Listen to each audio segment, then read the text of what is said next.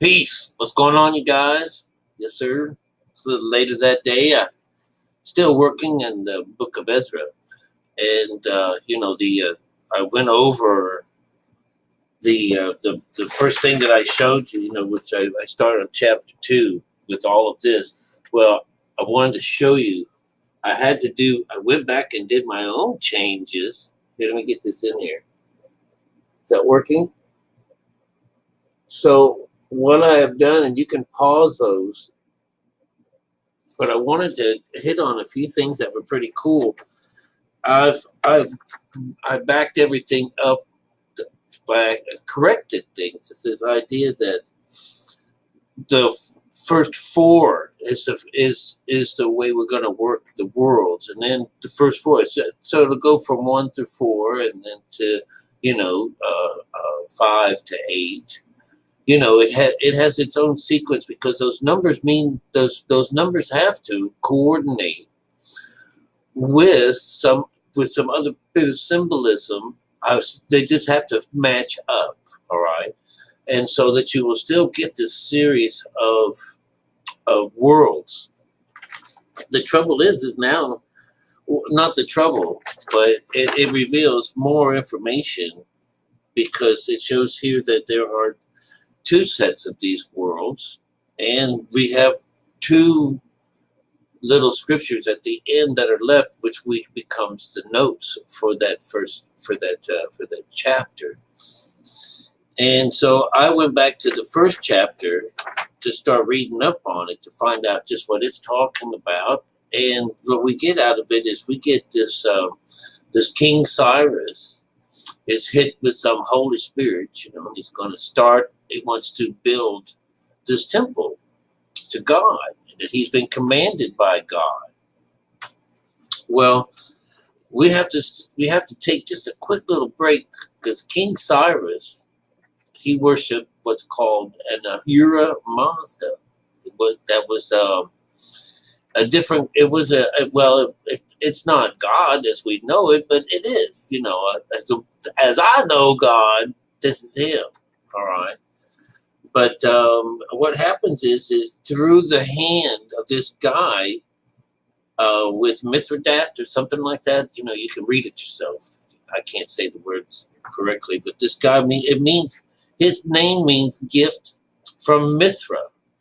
All right, and if you know anything about Mithra, Mithra is from what they would consider, what many people are considered as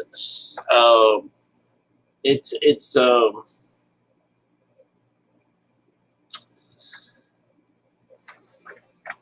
some kind of a myth, right? That's what we'll blame most of all these things on. But what Mithra is he is the son of an Ahura Mazda. So he's the son of God, and very much like Jesus, except that this is an Old Testament, pre-Jesus, all right? And he is the God of light and friendship. He's from Persian mythology. He's the son of the supreme God. And Ahura Mazda is the Lord of wisdom. He is the Lord of light, truth, and goodness, all right? It's just very interesting. So you'll find that the way the first part of this is lined up as 4 off the bat, we have this Shizabaz Bazaar or whatever becomes the 3rd, which represents the body. All right, it's a purity incubator. It's got us going on. We are the joy of tribulation, the joy of the vintage. Well, that we are an incubator, which is this idea that we come down here without God and we tromp around getting the fear of God, and then once we have created enough fear, do we get to move over to this other side? So this is salvation through sin. I've heard that somewhere. I think it's a book of some kind. But this salvation through sin is that we have to tromp around on God's word for God knows how long, building up this hatred, or building up this not hatred, this fear of the Lord, so that it can be measured in some way, and then allowed for someone to come over on the other side. And so the final part on this here would be that it came Judah, the praised one. It winds up on the fourth in the spiritual side is Judah. But anyways, I just wanted to let you know and bring this to light that this is very interesting in itself. And I told you earlier that they only got as far as building the bottom parts, the foundations, and the wall. And that is symbolic of, getting started. And that's what all of that's what all of this is about. All of these people on number 2, everyone is charged, that can go up to Jerusalem to do this work. And so, they're being brought out of Babylon. So they're being brought out of captivity. Just like earlier, they were being brought out of Egypt. So everyone is being brought out of these places of bondage or captivity, right? And then something happens, and a good number of them, most of them, fall by the wayside because they've taken on wives, and that idea of going into the lower. This is the fallen angel stories.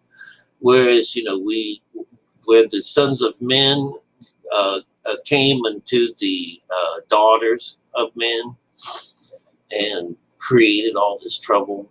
And this is the birth of religion.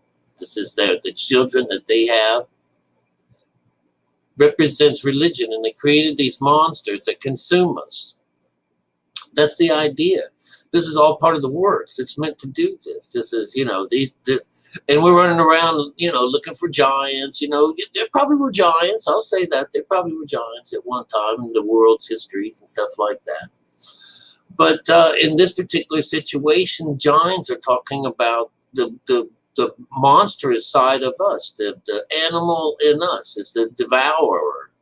And that's all we are when we follow in Father, is this, go out. We were asked to go out and eat as much as we can to get full, is what they're doing. It's just symbolism. It's this idea of, when your flesh gets burnt, it takes all of this with it, so it's a way of cleaning up our areas of garbage. And, and it's been a lifetime of lifetimes accumulation of this garbage. All right. So I just wanted to hit on the fact that if you go in and you start doing this yourself, start right off at the beginning of the story and let the end be what's left over. And it basically is showing it's where that we've gone back into captivity. All right. And those people that are left over, like God's kingdom still exists in some kind of a reality that that he has saved 7,000 of us to keep things going somehow or another. But remember, this is about all of these people in here are sons of God, sons of people, sons of stuff.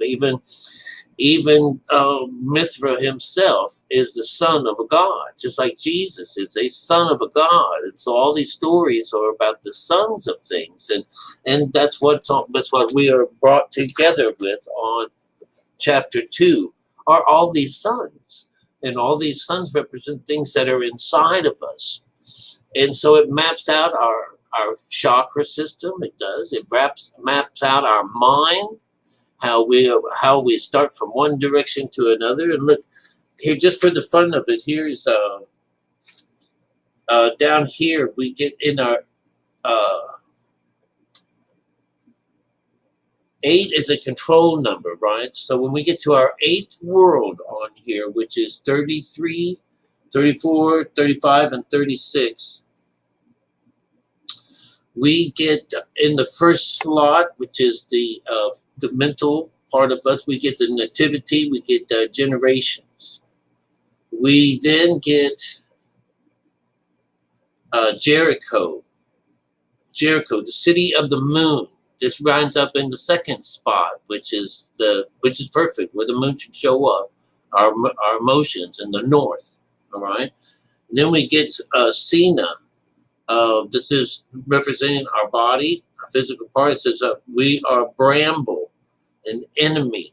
All right. And then we get to the last part, which is it talks about being delivered by God. That we were put into this by God's hands. All right. Number 7 up here, 7 represents the days of the Lord, the day of the Lord, the seventh day. What we get here is we get in the first bit, our conscious, we get a prophesy, someone who prophesies. We get that speaks prophecies. All right, then we get 30, which is Magabish, is a ceiling in height. So this again is that's Magog. All right, Gog and Magog, that's ceiling. And the ceiling is either open or closed. That's a window. All right, that's the emotions. And so we get Elam is a virgin. This is a young man that comes into this place. And then for 32, the part of that's representing the spiritual side of us is destroyed and dedicated to God. We get down to 9.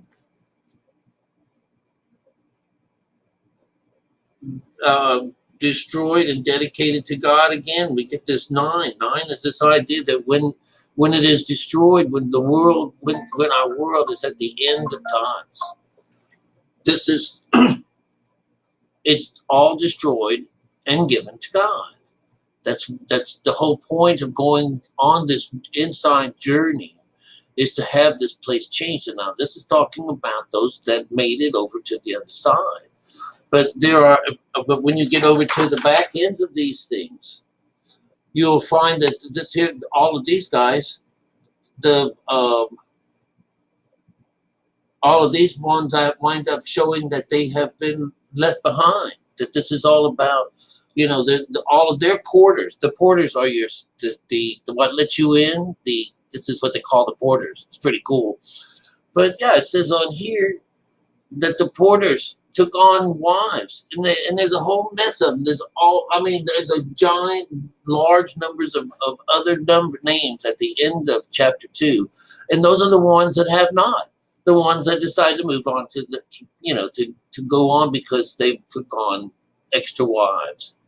They're just going to work it off, and they lose all their inheritance. All right, and that's the whole idea. When we make it over to the other side, our inheritance is that we have our whole mind now. There's not some place in the middle of the Middle East somewhere where a group of people are allowed to live because they believe in God. No, it's a place where we set God up in here. This is where we're building this temple. This is where Ezra and all this in this whole group. You have to go up here, which is in Jerusalem. This is where it's not the real Jerusalem. That Jerusalem, which is down below and that it's in bondage, is not the one that the Bible's talking about. It only references it because it becomes the Jerusalem, which is above, which is free. And this idea is that all of these things are free will offerings. You can only accept. They have to be from you. You have to. It's not coerced out of you. It's supposed to be, a free thing that you do. All right, something that it's a gift that you give back to. You give your 10%. Just tithe it back over to God. And when you do that, there's no more lower mind. There's no more higher mind. And, all of that time that you spend building the wall and keeping you out, away from God, that crumbles after you finally find out that you've got to go around it 7 times. You have to use the chakra system. It's not an outside thing, you guys. It's an inside thing. But until you learn that, stick to the outside. You'll be fine. Just in your time, you'll come back around and you'll be saying, oh man, I heard about that somewhere a long time ago. So anyways, that's what it's all about. We keep doing and repeating over and over the same thing. But this particular scripture here brings in Mithra. It's kind of like the baton being handed over to another group of people. But King Cyrus, this was not brought on by what we would consider Elohim, but, you know, I'm not going to argue with that at all, because I know that all these gods are the same God, regardless of what anybody thinks. Their minds are crazy. It's always mother and father and its child. That's it. That's the way it is. That's the three. And if you can find a way to connect them all together by honoring the law and the commandments of the Bible, to honor mother and father, using the way and the child would then take over from his father, and now they all three share in one house together. It's beautiful, just beautiful, all right? It's that easy. It is just that easy. And the meek shall inherit this earth. And that meek means someone who's going to bow down and give his life, give his entire life to God. I'll see you later. I love you guys.